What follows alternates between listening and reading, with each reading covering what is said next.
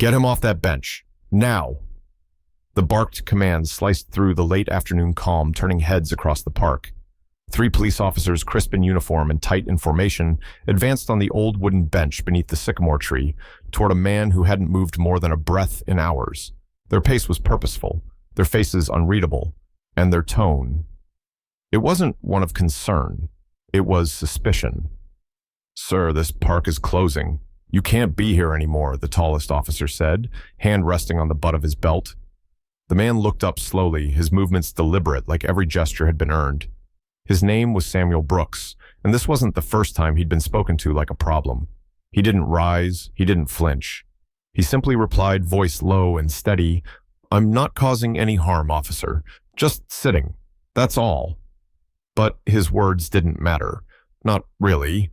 To them, he was just another shadow beneath a tree, an old black man in a worn field jacket. A silent figure who by his very stillness made people uncomfortable. One officer whispered something into his shoulder mic, another circled to the side. The third loosened the leash on a K9 unit barely held at bay. Nearby, a young boy dropped his basketball. A mother pulled her daughter closer. Phones were lifted, some filming quietly. The tension crackled in the air, thick as the humidity that clung to the evening light. And still Samuel didn't move.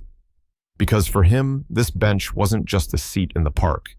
It was the only place that still felt like peace, where the ghosts of Vietnam quieted even if just for a while, where he could watch the birds without being watched himself, where the memories of the men he served with could sit beside him in silence. Samuel Brooks had once carried wounded soldiers through jungle gunfire. He had survived ambushes, buried brothers, and returned home to a country that applauded the uniform but ignored the man inside it. Since retiring from the Marine Corps decades ago, he'd kept his battles private, the kind of quiet some veterans settle into, not out of fear but from fatigue, of always having to explain that they belonged. But here he was again, in 2025, being asked to prove it. The officers were getting louder. One reached for his cuffs, and Samuel, still seated, still watching, wondered not for the first time if this country would ever see him for who he truly was. Not a trespasser, not a threat, but a Marine. Officer Daly's fingers tightened around the radio clipped to his vest.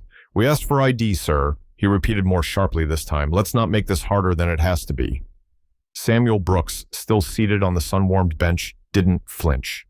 With slow, deliberate movement, he reached into the inside pocket of his weathered coat.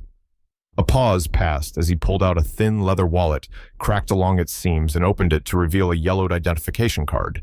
The edges were soft from time, but the Marine Corps emblem still glinted faintly under the sunlight. He handed it over without a word. Officer Daly squinted, then turned the card sideways. U.S. Marine Corps, Vietnam War, honorably discharged. His tone held no apology, just confusion. "Looks old," the second officer, Simmons, muttered under his breath. "Could be fake." Samuel's jaw tightened. But instead of anger, a deep fatigue flickered behind his eyes, like a man too tired to keep proving the worth of his own existence.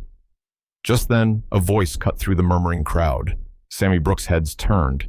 A man in his late 60s pushed through the bystanders, eyes wide with disbelief.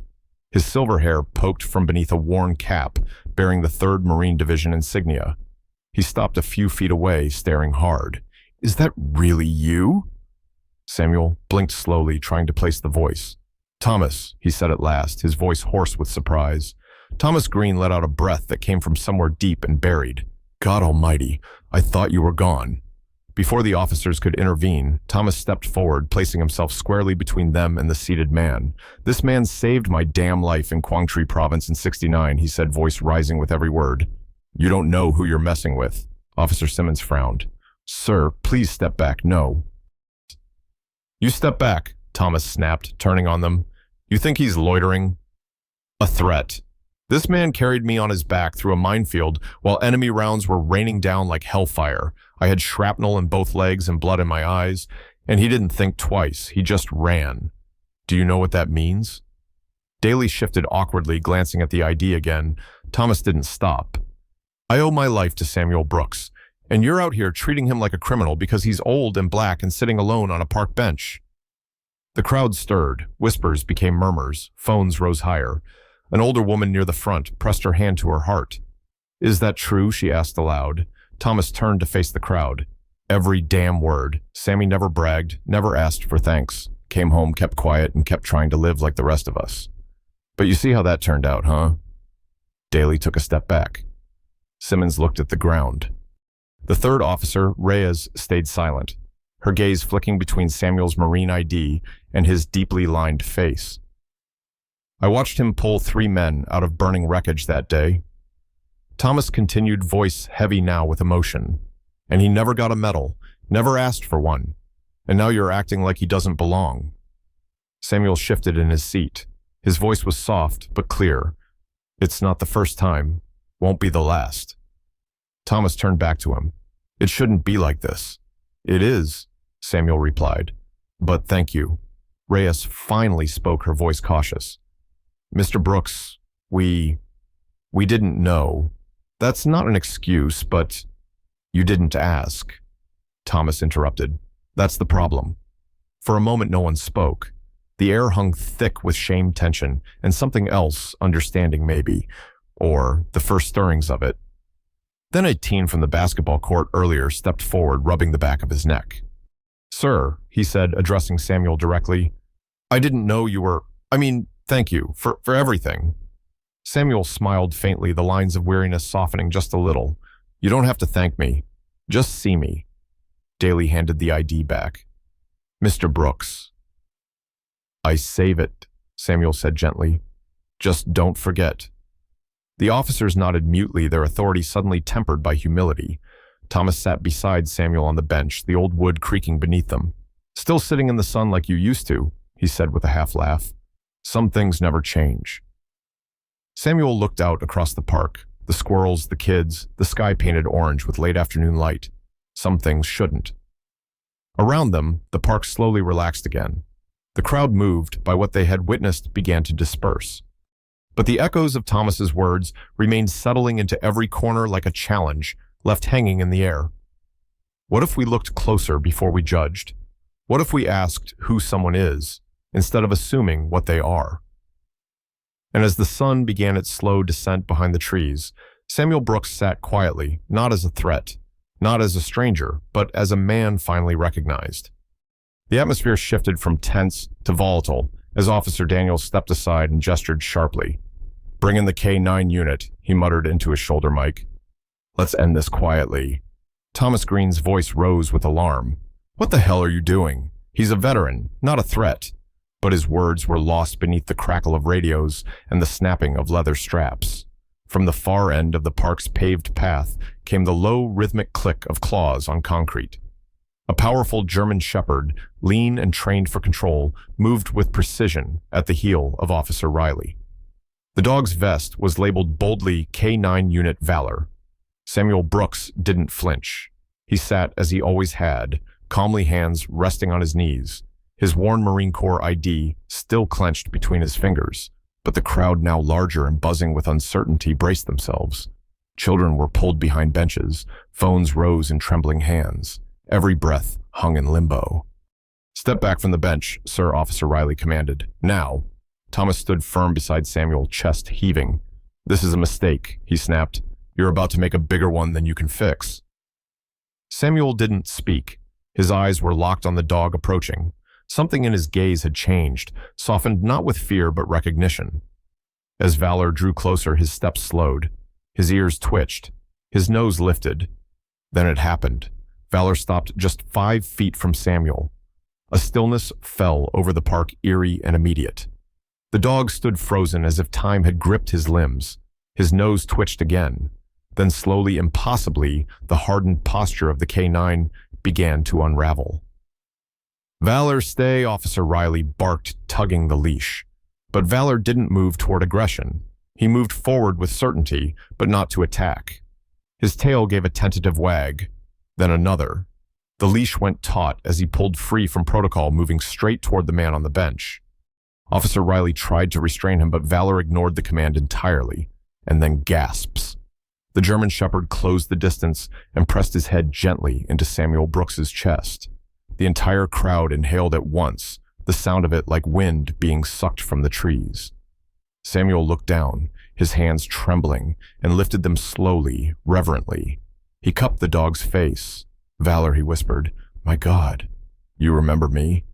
The dog let out a soft, familiar whine deep from his chest, the kind of sound only those who've known war and reunion understand. It was not obedience. It was recognition. Officer Riley blinked in disbelief. How does he know him?" Samuel's voice cracked for the first time all day. "I trained him. Not that one, but the line. Valor is the name I gave the first of them. They've carried the same name through generations of working dogs, and some things he added running a hand through Valor's fur, some bonds don't forget." Thomas stepped closer, voice shaking. "This dog, he knows Samuel, not just from smell, from spirit. That's not just any dog. That's a Marine too." The moment stretched into something sacred. The tough professional dog now rested on the grass head in Samuel's lap, eyes closed in peace. The officers stepped back as Valor ignored every command to return. Whispers swirled through the crowd. He served with him. "That dog remembers." "Is this real?" The boy with the basketball whispered. "That's the same dog from the news last year, from the Tribute in D.C. His friend replied, wide-eyed, "That means this man is someone big." Officer Daniels, the most vocal, until now, finally took a step forward, his voice thin. "Mr. Brooks, why didn't you tell us who you were?" Samuel didn't rise. "Would you have listened?" he asked, not bitterly, but with deep, worn-out resignation. "I'm not invisible, but I've been made to feel that way." Silence answered him. Then slowly, Officer Riley unhooked Valor's leash. The dog didn't move. He remained with Samuel's tail thumping gently. The officer crouched beside him. He's never done that before. Not once. Thomas folded his arms, eyes fixed on the officers. "That's because this isn't just a man on a bench. This is a hero. He saved my life in Vietnam. When everyone else ran, he carried me through gunfire to a medevac. Lost 2 ribs doing it. And when he came back, what did he get? Suspicion, warnings, threats. Someone in the crowd murmured, 'He deserves more than this.'" Another voice joined louder this time. "Say his name." A third, "Samuel Brooks." And then in a ripple through the audience, "Samuel Brooks. Samuel Brooks." The officers stood motionless, eyes on the ground. The power had shifted not in anger, but in truth. Samuel ran a hand down Valor's back, his voice soft but strong. "Sometimes, the only recognition you need is from those who stood beside you when it mattered." In that moment, nothing else did. The silence that followed Valor's gentle embrace lingered like incense, thick, sacred, unforgettable. Officer Matthews stepped back, first visibly shaken. The leash he once held now lay slack in his hand as Valor remained curled against Samuel's chest tail, slowly thumping the grass. The officer glanced at his colleagues, searching for words that no longer came easily. Officer Riley shifted uncomfortably, his earlier resolve unraveling thread by thread. Even Officer Dalton, who had maintained a cautious tone, stared in awe as if watching the rules of the world being rewritten right before his eyes. Thomas Green stood tall beside Samuel, his voice steady. "Sometimes a dog knows what we forget, that a man's soul can't be seen with a badge or judged by a clipboard." He looked directly at Officer Riley. "You didn't see a man, you saw a profile, and now so has everyone else." A hush rippled through the gathered crowd. Then, a mother stepped forward from the throng, her little girl clutching her leg. "Sir," she said, her voice thick with emotion, "my father served in Korea. He never talked about it. Watching you with that dog, it's the first time I felt like I understood him." Samuel looked up slowly, his eyes still red but clear. "We carry it so others don't have to," he murmured. The girl peeked out from behind her mother's coat. "Is he your dog now?" she asked softly. Samuel smiled, thin and tired, but real. "He was mine before. I guess he still is." Laughter bubbled from a small cluster of teenagers who had been filming on their phones, the weight of what they'd just seen sinking in. One of them, Jamal, tall and awkward, stepped closer. "Sir, I was one of the ones who... I thought you were just some guy you know just sitting there. I didn't know." He looked down ashamed. Samuel reached out, placing a calloused hand on Jamal's shoulder. Now you do. That's what matters. The teens nodded and another chimed in. I'm going to tell my granddad about you. He served too. Said no one ever listened when he got home. The ripple became a wave. People stepped forward one after another. A bus driver talked about a brother lost in Vietnam. A teacher confessed that she'd never known how to speak to the veterans in her family. A young officer in plain clothes admitted he'd walked by Samuel dozens of times in the park and never thought twice. Walter Jenkins, a retired sergeant and longtime resident, shuffled toward the bench. He wore his old Marine cap tilted back on his graying head. We fought beside men like you, Samuel, and we sure as hell didn't fight so you'd be treated like this. Samuel looked up and nodded. I know, Walter. I know. Even Officer Matthews knelt down beside Valor and gently stroked his fur. He's never done that with anyone, he said quietly. Not even me. I think he remembered you. Samuel gave a single nod, voice hushed. He didn't just remember me. He remembered what we were, what we stood for. From the far edge of the park, a local journalist raised her camera and asked, Mr. Brooks, may I share your story? Samuel hesitated. For years, he had shunned attention. He'd worn his invisibility like a cloak, safe, quiet, untouchable. But now, surrounded by eyes that finally saw him, the weight of silence felt heavier than truth. He nodded. Tell it straight. Tell them I was never lost, just waiting to be seen. More people came. Veterans, neighbors, strangers. They brought water bottles, sandwiches, handwritten thank you notes. One child brought a hand-drawn picture of Samuel and Valor under a tree. You can hang it wherever you live, he said proudly. The officers no longer stood in front of Samuel, but beside him. Officer Riley, visibly moved, stepped forward and removed his hat. Sir, he said, I owe you an apology, not just for today, but for every time someone like you was looked at and not seen. We were wrong. Samuel rose slowly, Valor at his side. He met Riley's eyes, not with anger, but with measured grace. The world changes when people do, he said, and it sounds like you're ready. Riley extended his hand. Samuel shook it. The moment was real, not symbolic, not polished for the news, just human. As twilight fell and golden light bathed the trees, the bench where Samuel had once been approached with suspicion now felt hallowed. Families lingered, children played, and officers joined in casual conversations with the people they once patrolled. Someone brought a new wooden plaque, crafted hastily but carved with care, and bolted it to the side of Samuel's bench. It read, "To those who served and were forgotten until we finally remembered." Samuel sat back down, Valor resting at his feet. Thomas sat beside him. Walter leaned against a nearby post. It had started as a confrontation, but by the time the stars came out, it had become something else entirely. A reckoning, a reunion, a beginning. By the following morning, Samuel Brooks's story had swept through the city like a rising tide. News outlets replayed the footage of Valor gently resting his head in Samuel's lap, accompanied by headlines like, "Veteran reunited with K9, he served with city pauses to listen."